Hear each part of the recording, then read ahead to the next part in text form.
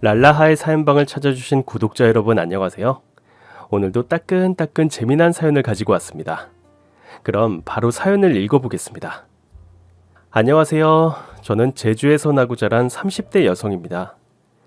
제주도 하면 달코롬 새코롬하고 진한 과즙이 팡팡팡 터지는 감귤이 떠오르신다고요? 맞아요. 제주도 토박이라면, 거기다 마당이 있는 집이라면 감귤나무 하나쯤 기른다 해도 과언이 아닌데요. 제주에선 발에 치이는 게 귤이라는 그 흔한 감귤 농사를 저희 부모님이 하고 계십니다. 할아버지 때부터 30년 넘게 하시던 감귤 농사를 부모님이 물려받아서 2대째 하고 계신데요. 부지런한 부모님 덕분에 저는 큰 어려움 없이 어린 시절을 보낼 수 있었어요. 옛날에는 감귤나무 두어 그루만 있으면 자식들 대학에 보낼 수 있다고 감귤나무를 대학나무라 불렀다는데요. 10년 전부터는 수입산 오렌지에 밀려서 감귤나무가 대학나무란 말도 무색해진 지가 오렌지예요. 한여름 태풍이 거세게 한번 지나가거나 폭염이 심각한 해에는 귤 수확량이 크게 줄어서 부모님 얼굴에 근심이 이만저만이 아니에요. 그래서 가격 급락이 크게 없다는 블루베리도 함께 키우고 계세요. 아무튼 부모님이 정성껏 정직하게 키운 감귤과 블루베리를 팔아서 번 돈으로 저는 무럭무럭 자랐답니다. 감귤을 많이 먹고 자라서일까요? 저는 피부과를 가지 않아도 기미 주근깨 잡티 하나 없는 환한 피부를 갖고 있어요. 쌍꺼풀이 크고 진한 것도 아니고 콧대가 오똑한 것도 아닌데 피부가 좋아서 그런지 어디 가서 못났다는 말은 안 들은 것 같아요. 물론 제 앞에서 대놓고 못난이라고 말하지 못해서 그럴 수도 있겠지만 뭐 어때요? 누가 뭐래도 피부 하나만큼은 건강 그 자체니까요. 그리고 공부도 곧잘 했습니다. 부모님은 하나뿐인 딸을 멀리 보내기 싫어서 집 근처에 있는 대학에 가길 바라셨지만 제 마음은 이미 서울에 가 있었죠. 제주에도 내놓으라 하는 국립대학교가 버젓이 있는데 굳이 서울까지 갈 필요가 있을까, 딸? 아빠, 내가 제일 싫어하는 말은 제주로 보내고 사람은 서울로 보낸다는 말이야. 그런데도 나 서울 가고 싶어. 아니, 가야 돼. 나도 꿈과 야망이 있다고요. 서울 사람들 웬만하면 제주 와서 살잖아. 삼촌네 옆집도 서울에서 내려온 사람들이 펜션으로 개조해서 산다던데. 요즘 대세는 제주야, 제주. 힙하지 못해서 죄송한데요. 이왕 공부하는 거 큰 물에서 놀고 싶다고. 진짜 제대로 된 스승 만나서 제대로 하고 싶어. 왜? 돈 때문에 그래? 아니야, 그런 거. 너 대학 가면 주려고 할아버지 몰래 얼마나 알뜰살뜰 모았는데 그런 건 하나도 걱정 안 해도 돼. 다만 우린 다 큰 딸 자식 혼자 육지 나가 고생할 생각하니까 엄두가 안 나서 그러지. 기숙사 생활할 텐데 무슨 걱정이야. 기숙사 수칙 진짜 잘 지키고 매일 엄마 아빠한테 전화하고 엄마 아빠가 귀에 피날 정도로 자주 전화할게. 서울은 눈 감으면 코 베어 간다는데 세상 물정 모르는 순진한 우리 공주님 누가 업어갈까봐 그러지. 여보, 요즘 서울은 코 안 베어가고 코 세워주느라고 바쁘대. 우리 공주 납작하니 예쁜 코를 성게로 만들면 어떡해. 엄마, 그거 욕이야 칭찬이야. 나 지금 궁서체로 묻고 있어. 진지하게 대답해. 얘는 손댈 데가 없이 예쁘단 말이지. 그런 거라면 걱정을 마. 누가 감히 날 해코지해? 내가 우리 농장에서 갈고 닦은 체력이 얼만데. 귤 따고 고르고 나르고 하느라고 이 팔뚝 굵어진 것 좀 봐. 얘, 누가 들으면 농장일 네가 다 한 줄 알겠다. 그리고 팔뚝이 굵긴 뭐가 굵어. 군살 없이 매끄럽기만 하구만. 아무튼 그런 걱정을 마시라고. 내가 그렇게 걱정되면 엄마 아빠도 같이 서울 가서 살자. 농장은 어떡하고? 농장은 삼촌한테 맡기고 아빠도 서울에서 새로운 일 한번 해봐. 농사도 지긋지긋하지 않아? 아빠는 농부가 체질이야. 농사만큼 정직한 게 없거든. 내가 땀 흘린 만큼 버는 이 일이 좋은데 다른 일은 생각도 해본 적 없어. 나도 농사가 나쁘다는 게 아니고 엄마 아빠가 걱정하니까 해본 소리야. 엄마, 아빠가 대학 입학금만 해주면 다음 등록금이랑 생활비는 내가 벌어서 마련할게. 얘가 아빠 엄마 섭섭하게 무슨 말을 그렇게 해? 공주님은 공부만 하셔. 대학 등록금 없을까봐. 대신 매일같이 아침 저녁 전화해야 해. 알았지? 당연.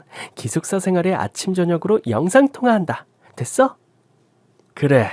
죽은 사람 소원도 들어준다는데 하물며 우리 공주님 소원이라는데 그걸 못 들어주겠니? 그럼 나 서울 가는 거다. 유후! 사실 저는 고향을 너무 사랑하지만 옷 하나를 사려고 해도 택배 주문하고 일주일 걸리는 데다 철마다 관광객들이 찾아와 사진 찍는 통에 불편한 점이 많았어요. 그래서 어릴 때부터 나를 아무도 모르는 도시에서 자유롭게 살아보는 것이 꿈이었죠. 그렇게 저는 부모님을 안심시키고 서울에 있는 4년제 대학 영어 영문학과에 진학했습니다. 기숙사 생활을 하며 신이 나서 도서관과 강의실을 누비고 다녔더니 첫 시험부터 졸업까지 장학금을 놓치지 않는 모범생이 되었습니다. 부모님과 매일 영상통화를 했냐고요? 입학하고 처음 일주일은 엄마 아빠가 하지 말라고 해도 할 정도였죠. 하지만 아시죠? 하루 이틀 학교 생활에 익숙해지면서 공부 핑계, 동아리 핑계 대면서 연락은 차츰 줄어들었어요. 연애도 놓치지 않았어요. 그 녀석을 만난 건 대학교 1학년 때 동아리방에서 처음 만났는데요. 우리는 취업 동아리 무역회사반 동기였어요. 20대 태반이 백수라는 이태백이 되지 않기 위해 1학년 때부터 취업 정보를 교환하고 모의 면접을 보면서 지냈어요. 취업 동아리라고 매일 취업 준비만 하는 건 아니었어요. 저희도 1년에 2번은 MT를 다녀오곤 했는데요. 2학년 가을에 간 계룡산 MT 때 그 녀석과 급속도로 친해졌어요. 스터디를 하면서 참 착실하게 준비한다 이 정도 인상이었는데 계룡산 산행에서 남다른 면모를 발견했죠. MT 첫날 펜션에서 부어라 마셔라 노느라고 늦잠을 잤던 우리들은 점심이 다 되어 늦은 산행을 시작했고 정상에 올랐을 때 해는 이미 기울 조짐이 보였습니다.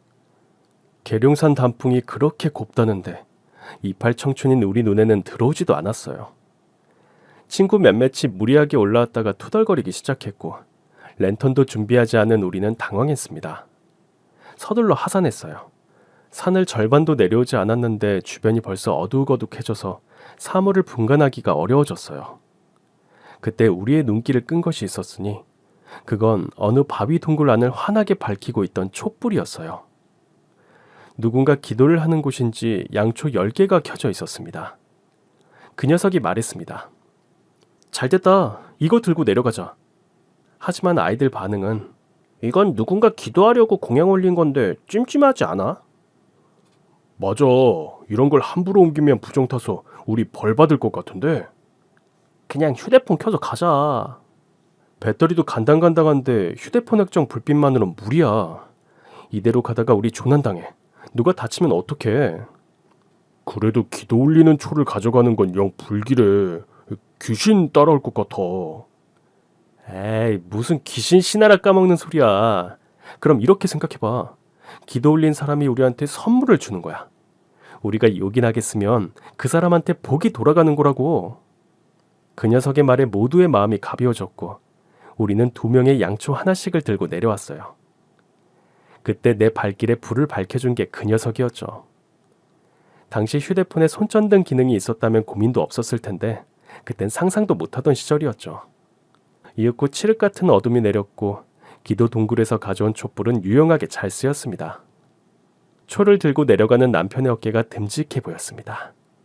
가파른 곳에 바윗돌이 나오면 손을 내밀어 제 손을 잡아주던 그 녀석에게 전 반하고 말았어요. 결정적으로 사귀게 된 것은 그해 겨울 제가 독감으로 알아누웠을 때였어요. 기숙사 룸메 편으로 약봉지와 귤 한 상자를 보내었더라고요. 빨리 나으라는 쪽지와 함께.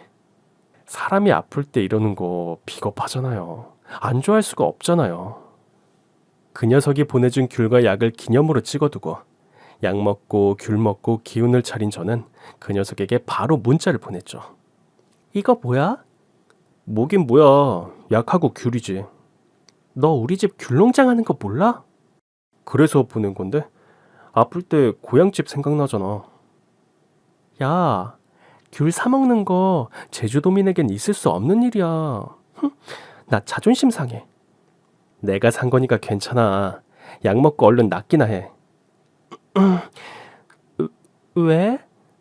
너가 없으니까 좀 쓸쓸하다.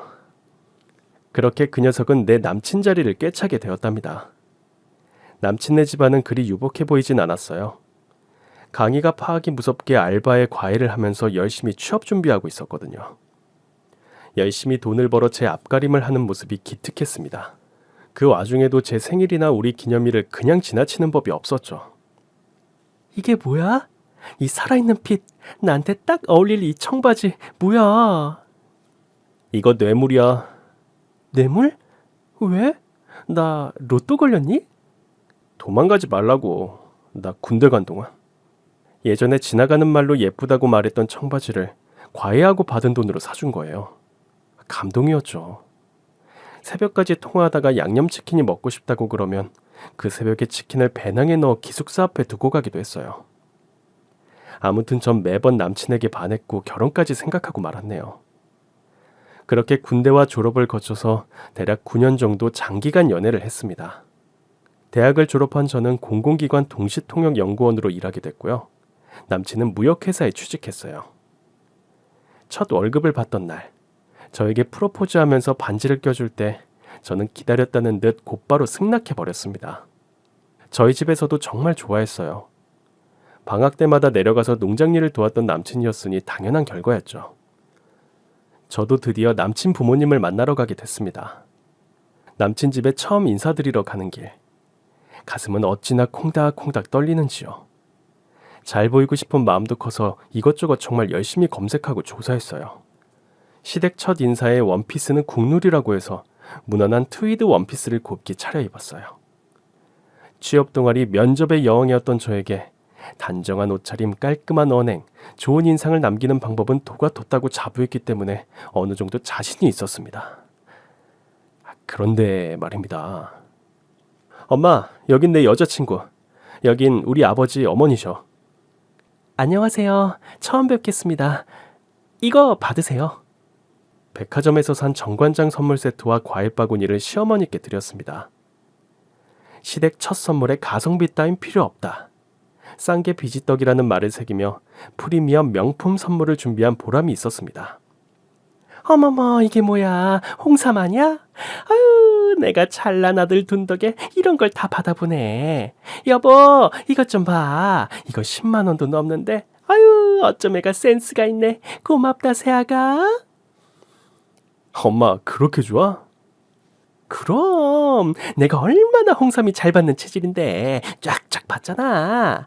지난 추석에 세탁소집 마누라가 사위한테 홍삼 선물 받고 어찌나 자랑을 하든지 내가 놀러 갈 때마다 홍삼 젤리 꺼내 들고는 이거 하나 맛보라고 우리 사위가 사준 거라고 어찌나 자랑을 해대던지 탱글탱글하니 맛은 있대. 열심히 얻어먹었지. 근데 홍삼 젤리가 좋냐? 엑기스가 더 좋냐? 효력은 다 비슷하겠지. 이제 엄마도 옆집 아줌마한테 나눠주면 되겠네. 얘는 뭐 하려고 아깝게, 응? 네 아빠랑 나눠 먹어도 모자랄 판에. 안 그래요, 여보? 그만하고 과일 좀 내어구려. 어머, 내 정신 좀 봐. 얘가 사온 거 봐. 이게 애플망고지? 내가 애플망고를 참 좋아한단다. 이걸 처음 먹은 게 그러니까 우리 언니 49세 때였는데 언니가 죽어서 슬픈데 나도 주책이지. 처음 맛본 애플망고가 입에서 살살 녹더라고. 아무도 없을 때 하나를 꺼내 잘랐는데 자르는 법을 몰라서 내가 얼마나 헤맸게. 씨를 가운데 두고 요렇게 세로로 양쪽을 잘라서 벌집 모양을 내서 홀랑 뒤집으면 되는데 그땐 그걸 다들 몰라가지고 사과 깎듯이 껍질을 깎았으니 과육이 다 뭉개져가지고 별로 먹지도 못했잖아. 그런데도 참 맛있더라고. 갈비도 얼마나 맛있는지 이렇게 들고 쪽쪽 빨아먹었다니까. 여보, 좀. 어머, 내 정신. 잠시만 있어봐. 내가 애플망고 내올게. 내가 망고는 또 안 좋아해요. 망고보다는 애플망고지. 과일 쟁반을 내온 어머니는 홍삼 이야기로 20분, 애플망고로 20분, 한 40분을 내리 떠들고도 모자란지 남친의 어린 시절 일화를 어제 일처럼 주저리 내어놓으셨어요. 무릎을 꿇고 앉아있던 제 다리는 쥐가 나서 고양이 300마리가 동시다발로 야옹을 해줘도 풀리지 않을 정도가 되었어요. 기가 다 빨려서 영혼이 너덜너덜해지는 기분이었습니다. 슬쩍 시아버지를 보니 끝없는 어머니의 수다가 일상인 듯 그냥 한 귀로 듣고 한 귀로 흘려내보내는 흘려듣기 달인의 얼굴을 하고 계셨어요. 대학원에서 박사과정 중에 있는 남친 누나는 그날도 공부한다고 도서관에 갔는지 보이지 않으셨어요. 그래, 지금 공공기관에서 1호 통역을 한다고? 연봉이 얼마쯤 되니? 연봉 3,500쯤 됩니다. 우리 섭이보다는 적네. 부모님은 뭘 하시고? 제주에서 감귤농사 지으세요. 우린 모두 서울 출신인데 제주도 사람들은 해수과 이러지 않나? 아유, 말이 안 통하면 어떡하니? 제주도 사투리는 어르신들이 많이 쓰고요. 저희 부모님은 잘 안 쓰세요. 여보, 기억나? 우리 제주도 갔을 때 봤던 도라르방. 눈이 부리부리하게 툭 튀어나오고 동글동글한 게. 제주 사람들 다 도라르방 같이 생겼다고 내가 그랬잖아. 기억 안 나? 그랬나? 제주도 인상이 그렇더라고. 내가 만난 제주 사람들 다 도라르방 얼굴이던데 안 그러냐? 잘 모르겠어요. 그런 얘기 처음 들어서. 당신이 만난 제주 사람이 택시기사랑 식당 주인밖에 더 있어? 제주 사람 다 만나봐야 하나? 척 보면 알지. 너희 부모님은 어떠니? 한 번도 그런 생각을 해본 적이 없어서. 엄마 그만 좀 해. 얘 얼굴을 봐. 안 닮았잖아. 남친의 부모님은 30년째 중국집을 운영하고 있었는데요. 동네에서 흔히 볼 수 있는 작고 허름한 짜장면 집이었어요. 그러면서 제주에 산다고 우리 집을 무시하는 말을 들으니 기분이 못 같았어요. 이럴 줄 알았으면 남친을 만났을 때 바로 어머니부터 만나볼 걸 그랬어요. 9년을 만났는데 어머니가 지뢰일 줄은 꿈에도 몰랐네요. 아직은 결혼의 약속을 깨기에 9년 동안 쌓인 남친과의 정은 깊고 단단했습니다. 서울 버섯 상추쌈 샤브샤브로 유명한 한식당에서 상견례를 했습니다. 제주에서 올라온 부모님과 남친의 네 식구가 처음으로 인사를 나누었는데요. 공부한다고 지친 신우 얼굴은 다크서클이 눈 밑까지 내려와 안 돼 보였어요. 말수도 적고 행동도 느긋하다 못해 답답할 정도로 느려서 흡사 나무늘보 같았어요. 성실한 남친과 나무늘보 같은 신우의 성격은 모두 말없는 시아버지를 닮은 것 같았어요. 입만 열면 폭풍 수다를 떠는 시어머니 밑에서 어떻게 저런 아들딸이 나왔나 신기했어요. 안녕하세요, 사돈. 서울은 처음인가요? 아니요. 애 대학 입학할 때 같이 올라와 봤죠. 어머, 우리말도 잘하시네요. 제주도가 어디 다른 나라인가요? 그러게요. 저는 제주 사람들은 다 사투리 쓴다고 생각했지 뭐예요. 신기해라. 요즘은 서울 분들이 많이 오셔서 제주도도 표준어가 대세죠. 그래도 제주도 말 한번 해보실래요? 여보, 사실 저희가 애들 결혼을 미루고 미뤘던 게 여기 이 딸애 때문이랍니다. 대학원에서 박사 공부하느라고 시집을 못 갔거든요. 엄마, 못 간 거 아니고 안 간 거. 그런데 동생이 연애한다고 먼저 결혼을 하겠다니 저는 안 된다고 그랬죠. 장녀를 제치고 동생이 먼저 결혼하는 건 양반 법도에 어긋나는 거거든요. 우리가 콩가루 집안도 아니고. 그래서 제가 절대 반대했습니다. 아유, 그런데 우리 딸이 아직도 시집을 못 가서. 엄마, 안 간 거거든.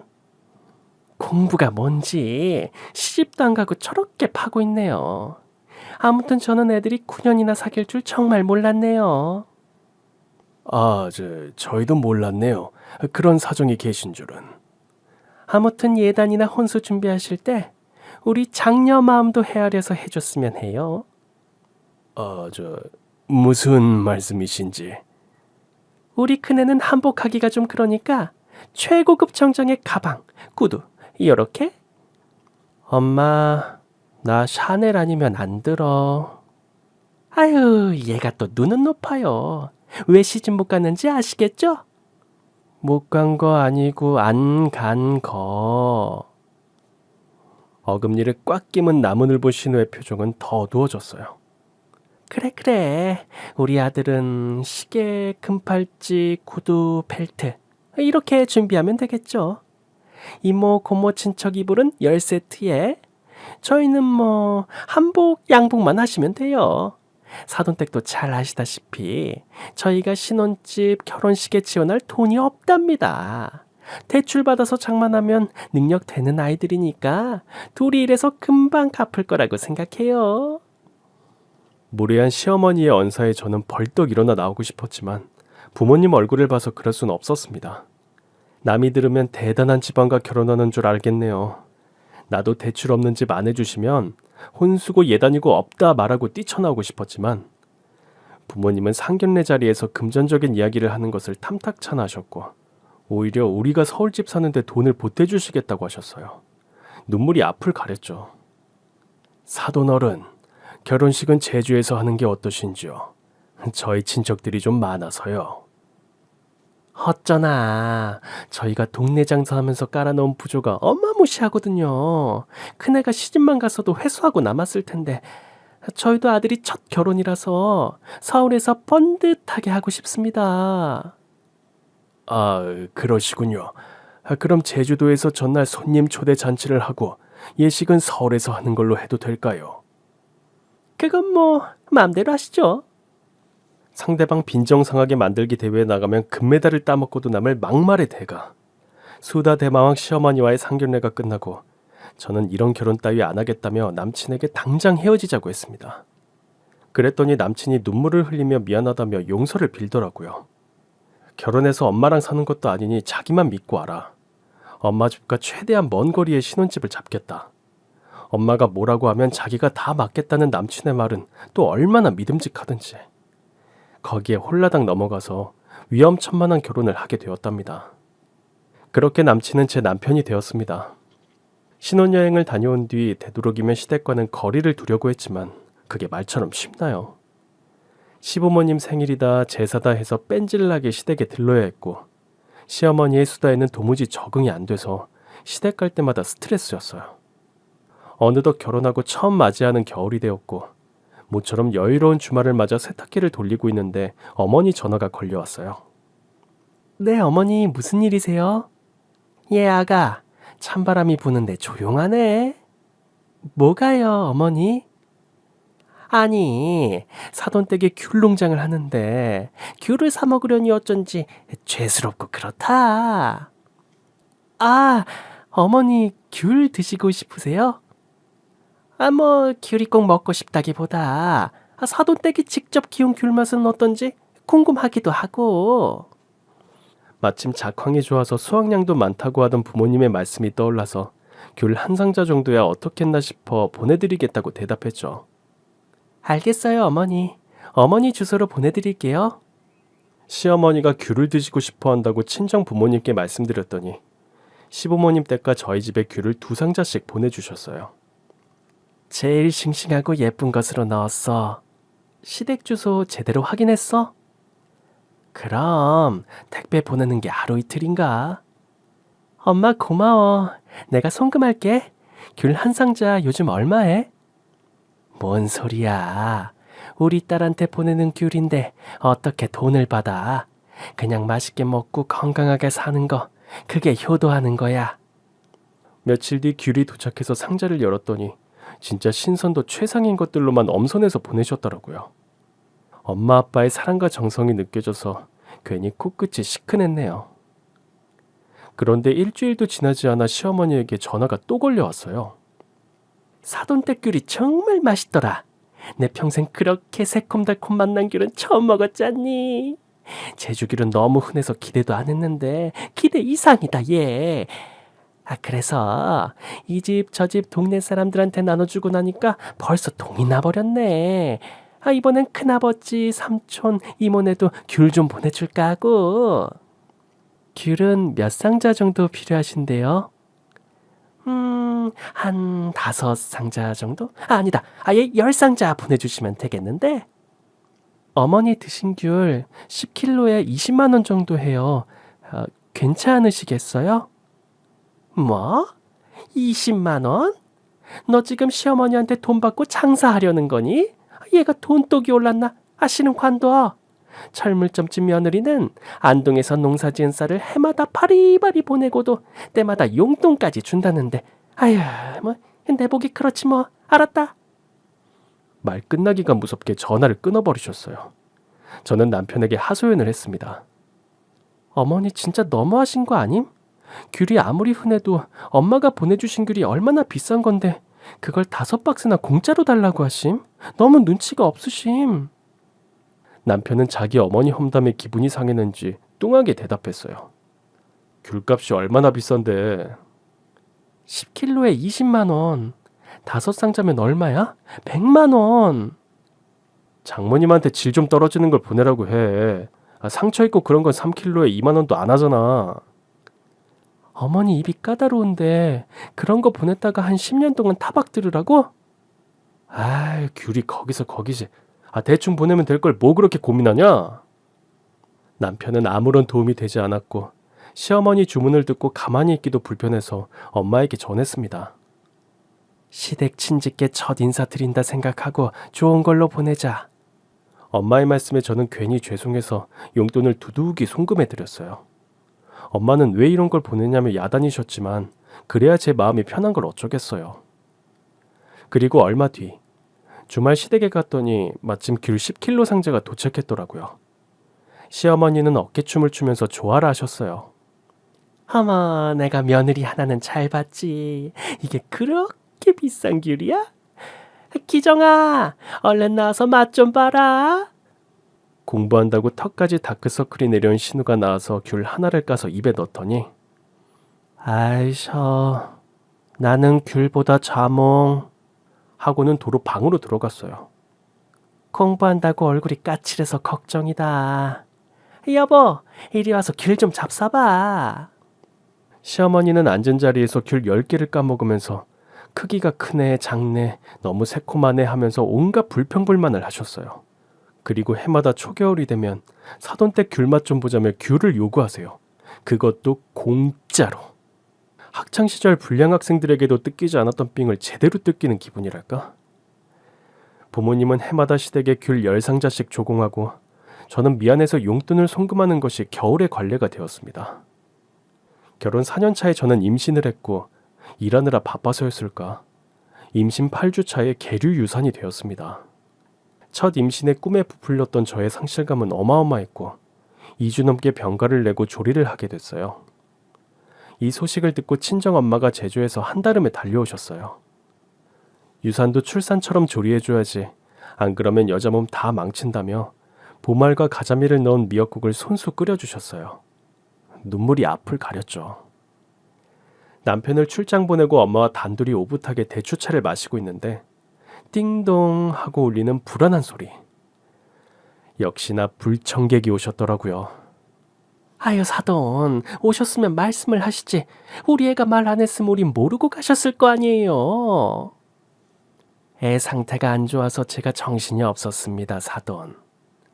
우리 애 아빠도 상심이 크답니다. 요즘 짜장면 뽑다가도 한숨을 휴, 만두를 빚다가도 에휴휴, 매일이 한숨이라고요. 너 시아버지랑 통화했지? 네. 아버님 전화 주시고 언니도 주셨어요. 그래, 온 가족이 네 걱정이다 얘. 아휴, 대체 몸 관리를 어떻게 했길래 유산이 된 거니? 조심 좀 하지. 시어머니 말이 너무 서운하고 어이가 없어서 벙쪄 있는데 엄마가 재빨리 말을 돌렸답니다. 일이 바빠서 그랬대요, 사돈. 아참, 사돈 점심은 드셨어요? 당연히 먹었죠. 근데 여기 오느라 배가 다 꺼졌네요. 그럼 미역국 끓여 놓은 거 있는데 좀 드실래요? 배도 출출하니 그럴까요? 제가 바로 차려올게요. 사과 좀 드시고 계세요.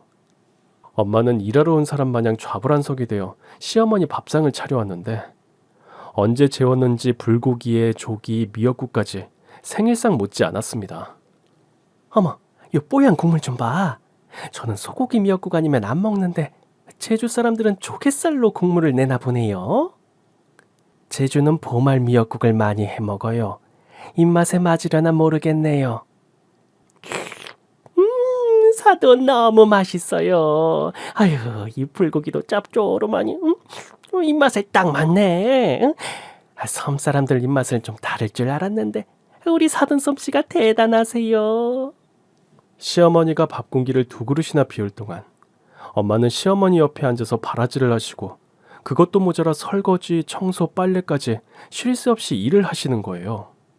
나 오늘 여기서 자고 가야겠다. 사돈, 우리 못다 나눈 이야기하면서 같이 보내요. 어머님, 아버님, 누님 저녁은 어떻게 하고요? 짜장면집에서 설마 밥 굶겠니? 기섭이 출장 다녀올 때까지 며느리 간병은 이 시어머니가 해야지. 안 그래요, 사돈? 친정엄마의 살림 솜씨를 보고는 우리 집에 눌러 앉겠다는 시어머니의 심보가 너무나 잘 보여서 얄미웠습니다. 손 하나 까딱 안 하고 공주님처럼 구는 시어머니 앞에서 죄인인 양 파출부처럼 일하는 친정엄마를 보는 게 너무 속상했어요. 엄마 가. 나 엄마 필요 없어. 무슨 말이야. 혼자서 몸조리를 어떻게 하려고. 시어머니도 계신데 내일이면 기섭씨도 복귀하고 괜찮아. 얼른 내려가. 나 지금 당장 비행기 예매한다. 얘가 왜 이러니 정말. 보다 못한 저는 친정엄마를 쫓아내듯 제주로 보냈습니다. 엄마는 울면서 제주로 가셨어요. 그러자 시어머니도 심심하다며 시댁으로 돌아갔어요. 이때 시어머니한테 오만정이 다 떨어졌어요. 남편이 출장에서 돌아오자마자 저는 참았던 분노를 터뜨리고 말았죠. 어머니 오셔서 뭐라는 줄 알아? 내가 몸 관리를 못해서 유산했대. 지금 제일 슬픈 사람이 누군데? 저거든요. 엄마도 속상해서 그랬을 거야. 우리 엄마 뇌 안 거치고 짓고 던지는 거 알면서 또 그렇게 받아들이냐? 우리 엄마 일만 시키고 내가 속상해서 미치는 줄 알았어. 너네 엄마는 공주고 우리 엄마는 하녀니? 아이, 그걸 또 그렇게 말하냐. 장모님이 좋아서 하신 일이잖아. 우리 엄마도 공주처럼 받아먹을 수 있다고. 그리고 너네 엄마 겨울마다 귤 공짜로 가져가시면서 한 번을 고맙다고 안 해. 왜? 맨날 다른 집 며느리랑 비교하고. 왜? 아들 8은 낳아서 전국 팔도 며느리 들어가지고 법성포 조기, 목포 민어, 기장 꼼장어, 팔도 특산물 철마다 드시지 그랬냐? 뭐하러 그래.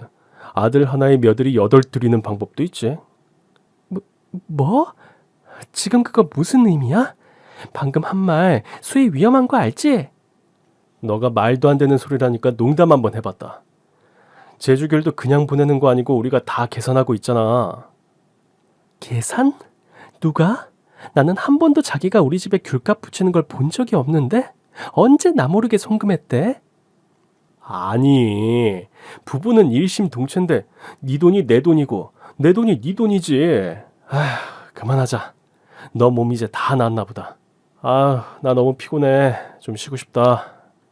계룡산에서 제 발밑을 밝혀주던 든든한 그 남자는 땅으로 꺼졌나요? 하늘로 솟았나요? 어디로 사라졌나요? 첫 번째 유산에 이어 2번째 유산까지 하게 되자 의사가 절대 안정을 하라고 신신당부를 했고, 이세를 갖고 싶었던 저는 일을 그만두고 집에서 쉬기로 했어요. 하지만 꿀 같은 휴식은 저의 몫이 아니었죠. 집에서 심심할 텐데 시댁 와서 일 좀 도우라고 뺀질나게 전화가 왔습니다. 이럴 줄 알았으면 회사를 그만두는 게 아니었어요. 어머니, 제가 실업급여 받으려면 오늘 고용복지 플러스 센터에 꼭 가봐야 하거든요. 죄송해요. 어머니, 내일은 전 직장 동료들이랑 점심 약속을 해서 나가봐야 하거든요. 송구해요.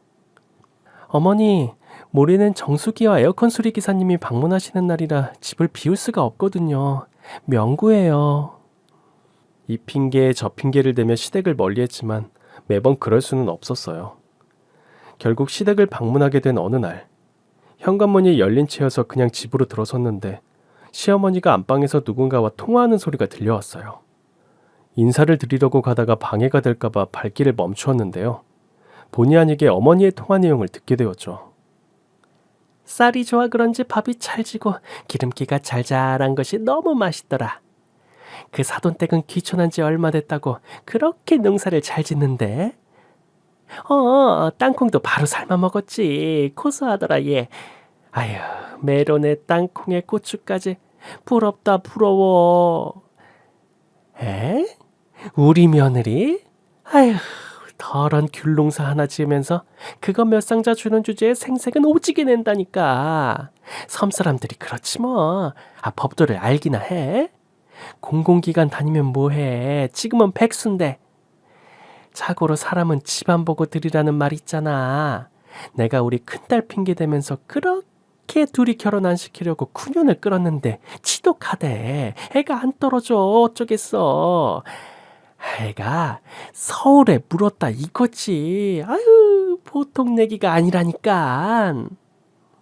아니, 그 더러운 귤 돈 한 번 안 내고 공짜로 받아 처먹은 주제에 말이 많네 싶었습니다. 저 입을 당장 재봉틀로 다다다다다다 박음질을 하고 싶었어요. 분하고 억울해서 화가 머리 끝까지 치밀어 오른 저는 나름의 복수를 단단히 계획했습니다. 만반의 준비가 끝난 초여름, 남편은 해외 출장 기간을 노려서 어머니에게 제주 비행기 티켓 2장을 건넸죠. 어머니, 저희 친척 중에 한 분이 펜션을 하게 됐는데 어머니 여기 유명 건축가가 설계한 펜션이라 엄청 비싸요. 바다 뷰에 마당까지 꿈의 펜션인데 엄마랑 아는 분이 펜션 주인이라서 성수기에 어렵게 구했어요. 하루 40만 원이나 해요. 아버님이랑 2박 3일 제주 여행 어떠세요? 비행기 티켓은 제가 끊었고요. 편히 쉬시다 오시면 돼요. 아는 분이라 숙박료를 선입금 대신 후불 처리하기로 했다는 건 굳이 말하지 않았어요. 여보, 우리 제주도 여행 가봅시다. 애들 초등학교 때 갑장기 하면서 한 번 가보고 여태 못 가봤잖아요. 아이, 가게 문 닫기가 그런데. 성실하고 부지런한 아버님은 정기 휴무일인 화요일 아니면 절대 문을 닫지 않는 것이 철칙인 분이셨어요. 그래서 아버님 대신 신우가 가기로 했는데 이것 또한 제 계획에 있던 거였죠. 2박에 80만 원. 대박. 우리 나무늘보 신우도 티는 내지 않아도 나름 신이 난 것 같았어요. 드디어 시어머니와 저 신우가 제주행 비행기에 몸을 실었습니다. 아빠가 승용차를 끌고 마중 나오셨고요. 곧바로 숙소로 이동했어요. 건축가의 손길이 느껴지는 펜션은 한눈에도 예술이었고요. 인테리어까지 심플하고 고급져서 시어머니는 감탄사를 연발했어요. 이 방 저 방 들여다보고 침대에 놓인 베개를 들었다 놨다. 냉장고도 열었다 닫았다 하며 어린아이처럼 기뻐했어요. 즐거우시죠, 어머니? 그렇게 즐길 시간도 얼마 남지 않았어요. 속으로 생각했습니다. 어머니, 저녁 드시러 가시죠. 제주에 어머니 오신다고 제주 친척분들이 다 모이셨대요. 그래? 내가 뭐라고 다 모이셨대니? 그래, 식사는 어디서 하니? 일단 가시죠. 시어머니와 신우를 태운 차를 제가 운전했습니다. 목적지는 제주에서 제일 비싼 뷔페가 있는 최고급 호텔. 로비로 들어서는 신우의 눈이 휘둥글레졌습니다. 와, 대박. 제가 미리 예약한 룸으로 들어가니 삼촌과 숙모, 이모와 이모부가 다 와 계셨어요. 10명이 넘는 삼촌과 숙모는 귤농사를 해선지 얼굴이 새카만 게 어쩐지 도라르방같이 보였어요. 하긴 도라르방이 제주 할아버지 얼굴을 본떠서 만들었을 테니 돌하르방의 피가 흐르는 우리가 닮겠지. 안 닮으면 이상한 거 아닌가? 하는 생각도 들었네요. 속으로 도라르방 파워, 빠샤 파이팅을 외쳤습니다. 시어머니까지 모두 자리에 앉았을 때 너스레를 잘 떠는 둘째 삼촌이 포문을 열었습니다. 아이고 사돈, 이렇게 멋진 곳에서 식사를 대접해 주셔서 고맙습니다. 우리가 제주에 살지만 호텔 뷔페는 그림의 떡 같은 곳이거든요. 사돈 덕분에 근사한 곳에서 식사를 하게 되어 제가 우리 일가 대표로 건배 제의하겠습니다. 얼른 잔 좀 채워주시고요. 자, 건배 제의 단무지 가겠습니다. 제가 선창하면 후창으로 지금을 즐기자 해주시면 됩니다. 자, 단순하고 무식하게 지금을 즐기자. 에이, 목소리 그것밖에 못 냅니까? 자, 사이다 한 번 더 가겠습니다. 제가 선창하면 다 함께 원샷 외칩니다. 알겠습니까? 네. 사랑을 이 술잔에 담아. 다 함께 원샷. 모두 신나게 잔을 비웠습니다. 물론 시어머니와 나무늘보 신우만은 떨떠름했죠. 그럼 오늘 이 식사 자리를 마련해 주신 안사돈 어르신의 인사 말씀 청해 듣겠습니다. 박수로 맞아주세요. 당황한 시어머니는 얼결에 일어나셨어요. 돌하르방같이 부리부리한 눈동자가 일제히 자기에게 쏠리자 겁을 집어먹었는지 기어들어가는 목소리로 입을 여시더라고요. 차린 것도 많은데 먹을 건 더 많겠죠. 많이들 드세요. 자, 그럼 우리 큰형님 답사가 있겠습니다. 박수! 저희가 이런 식사 자리를 마련해야 하는데 생각이 깊으신 안사돈께서 먼저 자리를 만들어주셔서 송구할 따름입니다. 딸 맡겨놓은 입장으로서 늘 감사하고 미안한 마음이고요. 우리 딸 덕분에 이렇게 멋진 곳에서 좋은 구경하게 되어 좋습니다. 이런 좋은 자리에 오늘의 주인공, 우리 조카 딸 인사말 한 자락 안 들으면 섭하죠. 조카님, 한마디 해. 저는 기다렸다는 듯 일어나서 쐐기를 박았습니다. 저희 어머니가 해마다 제주에서 귤을 받으시고 감사한 마음을 전할 길이 없었는데 모처럼 제주에서 친척분들 모시고 식사 대접을 하시겠다고 하셔서 제가 이렇게 자리를 마련했습니다. 멀리 서울서 오시느라고 피곤하신 저희 어머니를 위해서 박수 한번 주세요. 사돈, 사돈, 사돈. 짓궂은 삼촌들은 일제히 환호했습니다. 시어머니가 나를 꼬집으며 귓속말을 했습니다. 내가 낸다니 무슨 말이야? 친척들 오시는데 그럼 어떡해요? 나갈 때 남편이 드린 카드로 계산하세요. 그럼 제가 나중에 입금해 드릴게요. 입금해 주는 거 맞지? 응? 그럼요. 안심하고 맛있게 드세요. 그지야 안심이 됐는지 시어머니는 뷔페 10대번은 더 가며 음식을 줄기차게 드셨어요. 저러다 배가 터지진 않을까 걱정할 정도였어요. 나무늘보 신우의 접시는 한숨이 나왔어요. 대게며 랍스타며 그 유명하다는 전복 차돌박이 짬뽕에 양갈비까지 산의 진미가 가득한데 거기서 김밥과 유부초밥에 스파게티라뇨. 내가 다 속상해서 눈물이 날 지경이었어요. 그렇게 식사를 마치고 나와서 어머니는 멋있게 카드를 긁으셨는데 금액을 보고 입이 쩍 벌어지셨어요. 아니, 무슨 한 끼 식사값이 200만 원이 넘니? 어머니, 호텔은 텍스까지 붙어서 보통 그래요. 아이고 무시라. 너 꼭 입금해. 우리 아들 고생해서 번 돈 쓰면 안 돼. 제 돈은 은행에서 막 퍼주나요, 어머니? 따져먹고 싶었지만 지금은 그럴 때가 아니죠. 네네, 어머니 걱정 마세요. 바로 입금해 드릴게요. 친정 부모님과 친척들이 즐겁게 식사 마치고 집으로 돌아간 뒤 저는 시어머니와 신우를 차에 태우고 펜션으로 향했습니다. 해는 져서 어둡고 외둥 가로등이 외로워 보였어요. 오랜만에 간 뷔페라고 꾸역꾸역 많이 먹어서 속이 더부룩하더라고요. 저보다 더 많이 드신 시어머니는 배가 살살 아파온다며 고통을 호소하기 시작했습니다. 아이고 배야. 아유. 어머니, 숙소 다 와가니까 조금만 참으세요. 아이고 배야. 아유. 어머니, 가까운 화장실 찾아볼게요. 아이고 배. 아이고 여기 아무데나 좀 세워줘. 백미러로 보니까 얼굴이 이그러진 모양이 조금이라도 지체하면 변을 볼 것 같았습니다.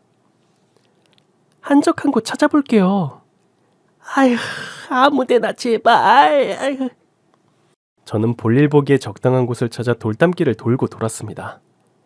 사색이 되어가던 시어머니의 얼굴이 묘하게 일그러지더니 끝내 어머니의 괄약근은 이성을 잃고 말았어요. 차 안에 기분 나쁘게 퍼지는 똥냄새를 맡은 신우가 참지 못하고 쌌어. 비가 약한 데다 오늘따라 과식했던 신우가 갑자기 오버히트가 쏠리는지 입을 틀어막았습니다. 구토는 안 돼. 저는 얼른 차를 세우고 외쳤습니다. 안 돼. 밖으로 가자. 어? 두 사람은 동시에 차문을 열고 뛰쳐나갔고 한 명은 꽥 오바이트를, 다른 한 명은 뿌지직 설사똥을 마저 쏟아내었습니다. 저는 정신없이 토하고 싸는 두 사람을 버리고 이대로 집에 돌아가고 싶은 마음이 굴뚝 같았지만 참았습니다. 내일 신문에 바지에 똥 싼 중년 여성과 구토하던 30대 여성 변사체로 발견이라는 뉴스를 보고 싶진 않았거든요. 그리고 제겐 아직 내일 아침에 피날레가 남아 있었습니다.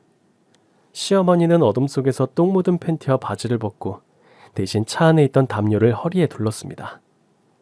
한참 오바이트를 하고 조금 괜찮아진 신우와 시어머니를 태우고 숙소로 돌아와 마지막 인사를 고했죠. 어머니 얼른 씻으시고 푹 쉬세요. 언니도 양치질 2번, 3번 하시고요. 그럼 전 이만 총총 떠납니다. 아니, 이 시간에 어딜 가니? 모처럼 제주에 왔는데요. 저도 엄마 옆에서 자고 싶어서요. 그럼 안녕히 주무십시오. 다음날 아침, 휴대전화기 전원을 꺼두고 늦잠을 잤어요. 숙박비는 저희 어머니에게 받으시라고 전화를 해두었으니 아들 카드로 또 잘 긁으셨겠죠. 나무늘보 신호도 애가 아닌데 숙소에서 서울집까지 잘 찾아갈 수 있을 테고요. 저는 시어머니 얼굴이 떠오를 때마다 키득키득 웃음이 났습니다. 아니, 시어머니한테 안 가고 왜 실성한 것처럼 웃고 있니? 엄마, 나 이제 서울 안 가. 이삿짐도 여기로 다 붙였어. 이혼하려고.